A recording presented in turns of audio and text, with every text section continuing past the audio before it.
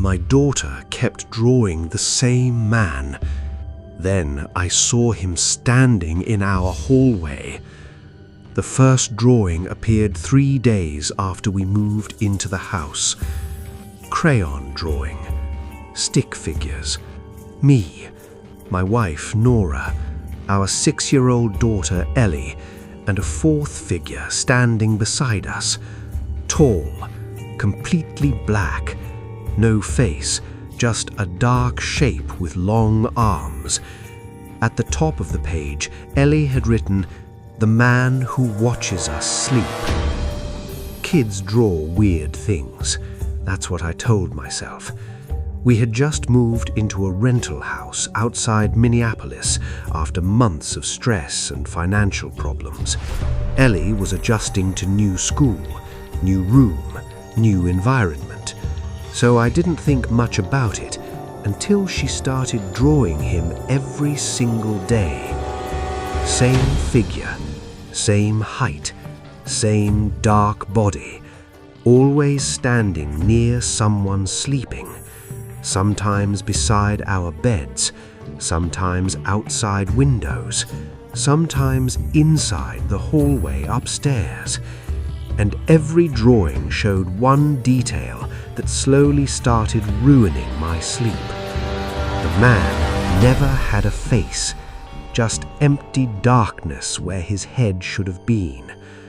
One night during dinner, I finally asked her about it casually.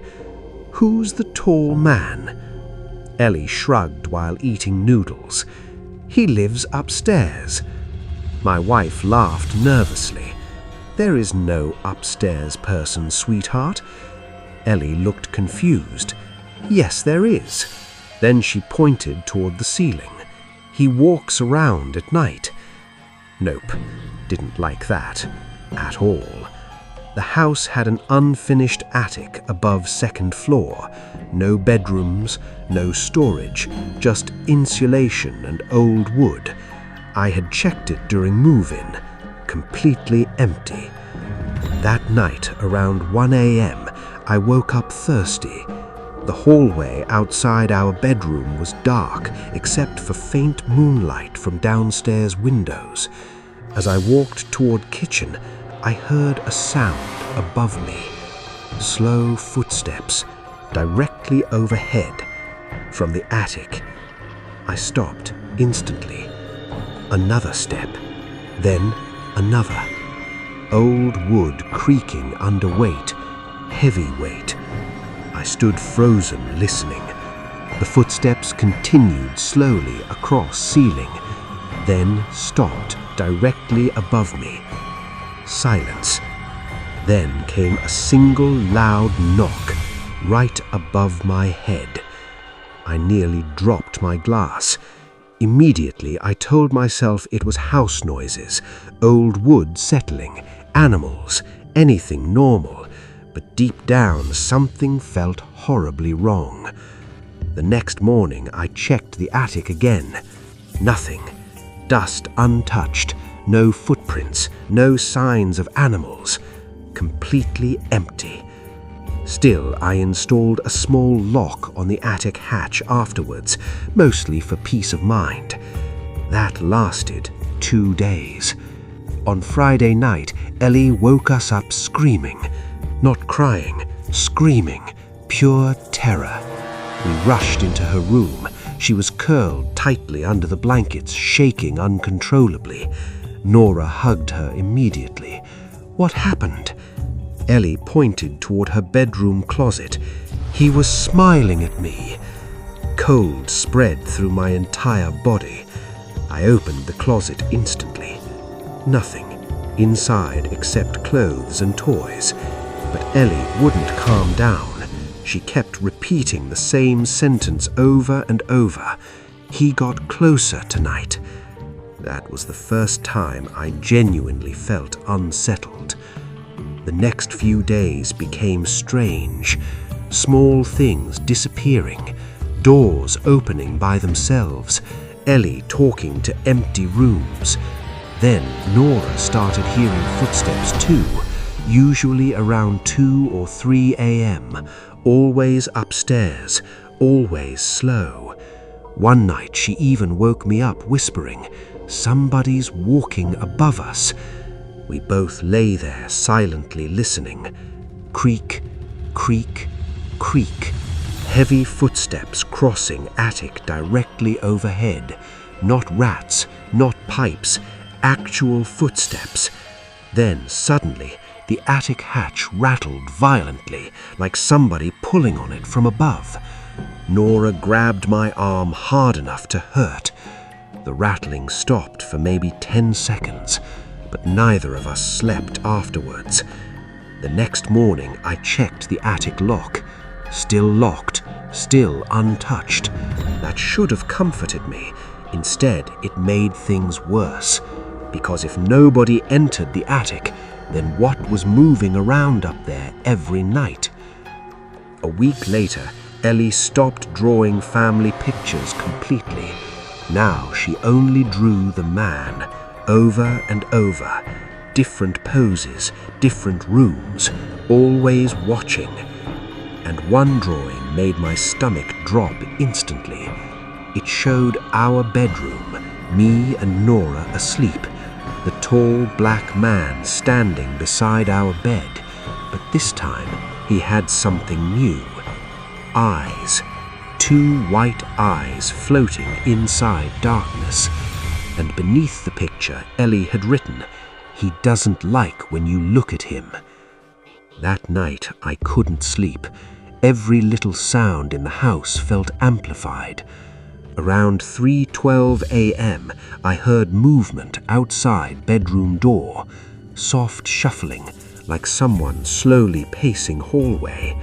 I assumed Ellie had another nightmare. Then I heard her bedroom door open, small footsteps crossing hallway toward our room. I sat up, expecting Ellie to appear. Instead, the hallway remained empty, but the footsteps continued, slowly approaching our doorway. Invisible footsteps. My heart started hammering. Nora awoke beside me. "Do you hear that?" I nodded silently. The footsteps stopped directly outside our bedroom door. Then something scratched softly against the wall. A long, slow, dragging noise, like fingernails. Then came breathing, deep breathing, right outside the door. Ellie suddenly screamed from her room, "Dad, don't let him in!" The bedroom door immediately slammed shut by itself, hard enough to shake the walls. Nora started crying instantly. I grabbed a baseball bat from the closet and opened the bedroom door. Hallway empty, but Ellie's bedroom door was wide open and every light inside her room was off. We ran inside. Ellie sat frozen upright in bed, staring toward the corner of the room. I turned flashlight toward the corner. Nothing there. Then Nora gasped behind me. On Ellie's wall, written in black marker across the wallpaper, "She can see me now." Neither of us had written that. Ellie definitely hadn't, and the handwriting looked shaky and uneven, like somebody learning to write. We called the police. They searched the house, found nothing. No break-in, no intruder, nothing helpful. The officer actually suggested Ellie might have written message herself until he saw the marker. It was found inside the attic, on top of insulation.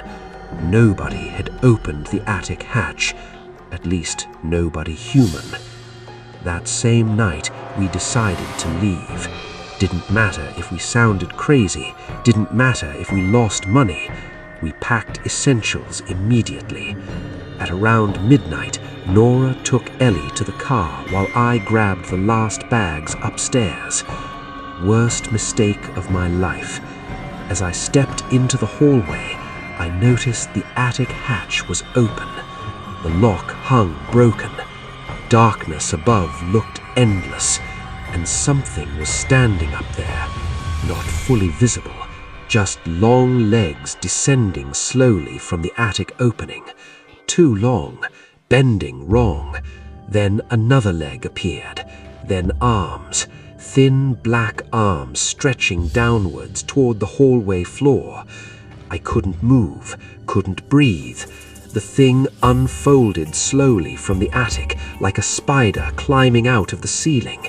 Its body was impossibly tall, head tilted sideways unnaturally, and its face still completely black except for two white eyes, watching me, smiling without a mouth. Then, in Ellie's voice, it whispered, "You looked at him." The hallway lights exploded off. I ran. I don't even remember reaching the front door. I just remember Nora screaming from the ground.